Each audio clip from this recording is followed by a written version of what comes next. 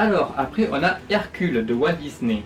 Donc, bien sûr, Walt Disney, je ne présente pas, sauf que dans leur catégorie de dessins animés, il y a ceux qui sont en haut du panier, comme Aladdin, la Petite Sirène, Le Roi Lion, Le Belle la Bête et tout ça, et ceux qu'on connaît moins, ce qui n'a pas une grande réputation, et Hercule en fait partie. Et j'ai jamais vraiment compris pourquoi, parce que c'est les mêmes mecs qui ont bossé sur La Petite Sirène et Aladdin qui ont fait Hercule, et on retrouve vraiment les mêmes qualités. L'animation est excellente, bien sûr, mais bon, les personnages sont attachants, et les chansons de Alan Menken sont formidables, en français comme en anglais.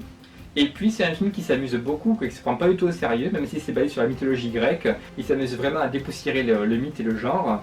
Et voilà, quoi. C'est vraiment une bonne comédie que j'aime beaucoup. Et si vous aimez Hercule, je vous conseille également Kuzco Empereur Mégalo, un autre film Disney qui est passé complètement inaperçu et sous le radar, mais qui mérite vraiment votre attention. Donc Kuzco et Hercule, c'est des très bons dessins animés Disney que je vous recommande, sans hésiter.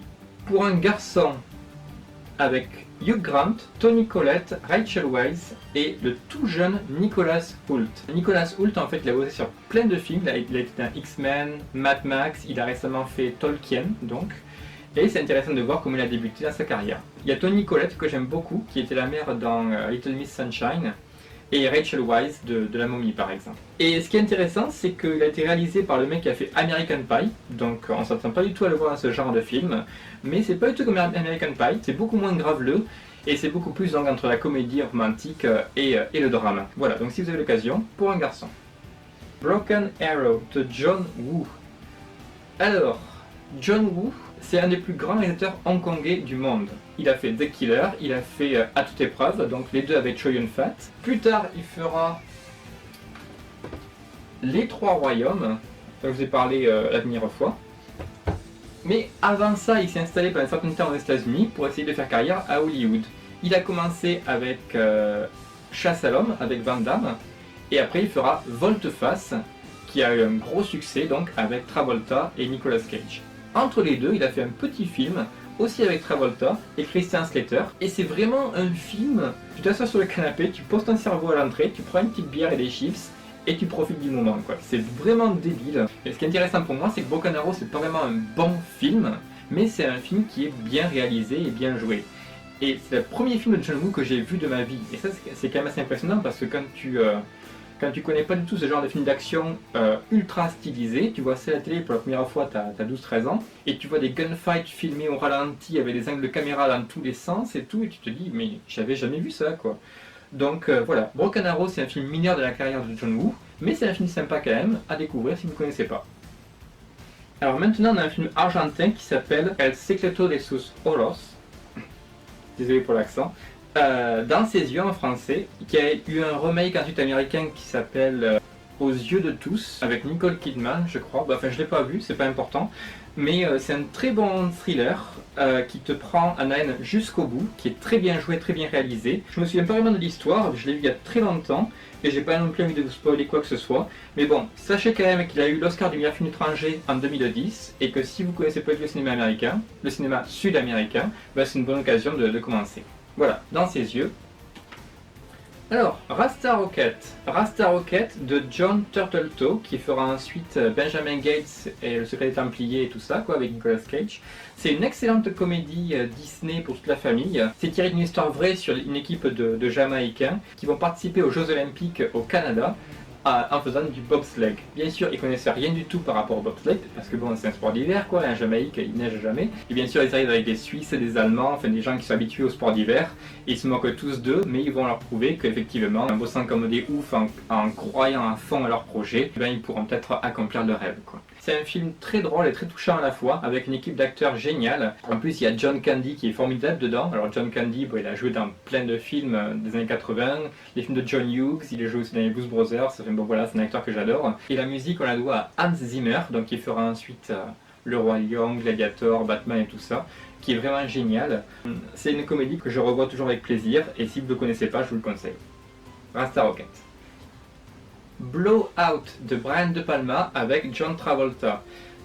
Alors, on croirait peut-être que c'est un film d'horreur vu la jaquette, mais en fait non, c'est pas un film d'horreur, c'est un thriller qui est basé sur le film Blow Up de, je sais plus comment il s'appelle le réalisateur, mais c'est un réalisateur italien il me semble.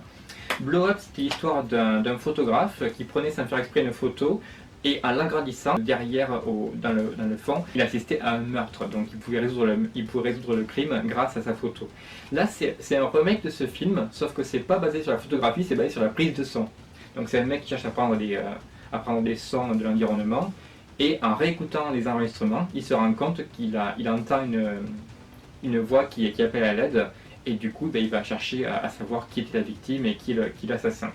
C'est un très bon film de Palma, qui a fait ensuite le premier Mission Impossible, qui a fait Carrie. Brian De Palma, c'est un émule de Hitchcock. Sa mise en scène est vraiment prenante, et il y a toujours des instants de silence, je ne sais pas ce qui va se passer, avant que ça dégénère, quoi. Donc voilà, c'est très bien fait, très bien réalisé, très bien joué. Blowout, je vous le conseille. Alarme fatale, alors ça c'est spécial quand même. C'est en fait une parodie de L'Arme fatale et de tous les films d'action des années 80 à la mode. Il y a un film d'un avion avec Leslie Nielsen. Sauf que là, c'est pas Leslie Nielsen, c'est Emilio Estevez, le frère de Charlie Sheen, et Samuel L. Jackson, que bien sûr je ne présente pas, Pulp Fiction, tout ça, quoi. Tout est Tarantino. Ça pourrait tomber complètement à plat, mais l'écriture tient le coup. Il y a beaucoup de stars qui se prêtent au jeu, comme Bruce Willis par exemple, Whoopi Goldberg, qui font des caméos assez rigolos. Si vous aimez Y a-t-il un pilote d'un avion, si vous aimez Hot Shots avec Charlie Sheen par exemple, c'est un événement similaire, c'est complètement débile, mais ça vaut le coup si vous aimez ce genre de comédie. Renaissance Man, c'est un de mes films préférés parce que j'adore Danny DeVito, et en fait c'est un peu comme le cercle des poètes disparus, c'est-à-dire que c'est un professeur qui prend des élèves sous son aile pour leur apprendre la poésie, sauf que là c'est pas la poésie, c'est Shakespeare qui leur apprend, mais il est dans un camp d'entraînement militaire, il n'est pas dans une école. Et c'est encore plus dur pour lui parce qu'il n'est pas prof à la base, et les militaires, bien sûr, c'est sir, yes sir, et puis voilà quoi, à vos ordres monsieur. Donc il leur apprend à se lâcher un petit peu plus et à approfondir la connaissance en termes de littérature, et en même temps il va découvrir un peu leur histoire à eux et pourquoi ils se sont engagés dans l'armée. C'est à la fois un film qui est intelligent, touchant et très bien joué. Il y a notamment un tout jeune Mark Wahlberg qui débarque au cinéma, et comme j'ai dit, Danny DeVito, super quoi. En plus la musique, je crois qu'elle est de Hans Zimmer.